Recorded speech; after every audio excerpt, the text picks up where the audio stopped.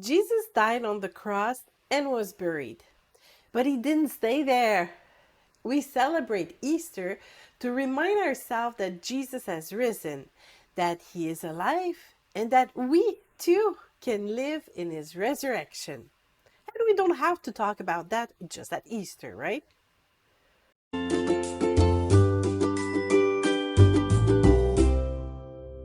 Some people like to accumulate all kinds of trinkets to remember past events.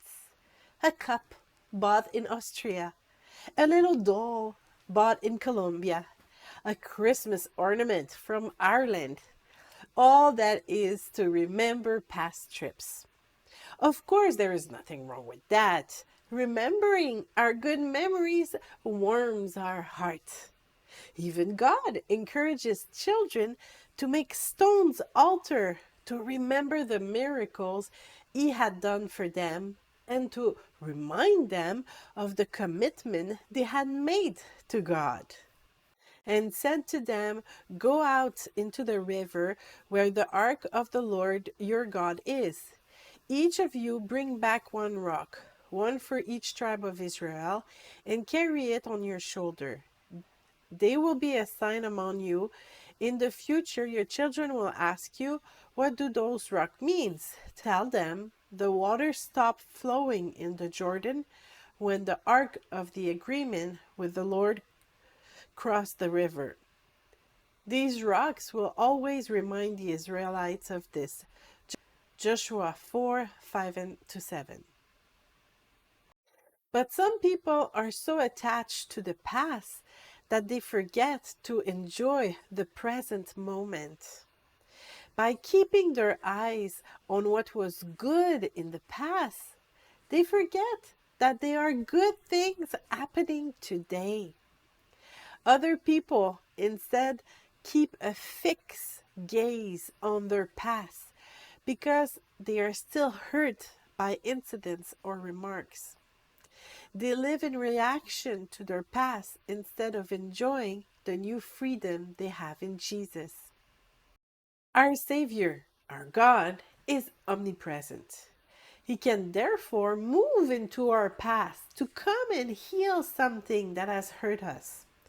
We can revisit a painful moment for a few moments so that the life of Christ comes to erase the faults that has been committed against us. It is a precious moment when we receive healing in our hearts from past events.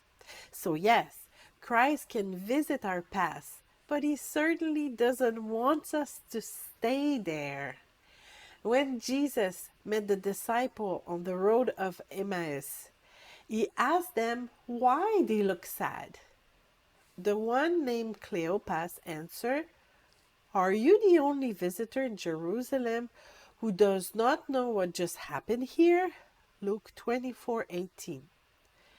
And Jesus said to them, "What? What happened?" As if Jesus had already written off the crucifixion and his death. All that is over, forgotten. Now let's move on. The Lord then used passages from the Bible to explain his resurrection, but it was all to invite them to stop crying and start living. The angels who met the woman at the tomb told them about the same thing. Why are you seeking the living one among the dead? Luke 24:5. The same speech was repeated later by the Apostle Paul. "Brothers and sisters, I do not regard myself as having taken hold of it yet, but one thing I do, forgetting what lies behind and reaching forward to what lies ahead." Philippians 3:13. Paul had received a good education, and he also committed sin. But the good as the bad, he chose to forget it, to move towards what was ahead. Maybe it's time for us to stop living with the dead and choose to live with what will live forever. Why look for answer in our past? there are answers in our future. Why seek the living one among the dead? Let us enter the next stage, that is life after resurrection.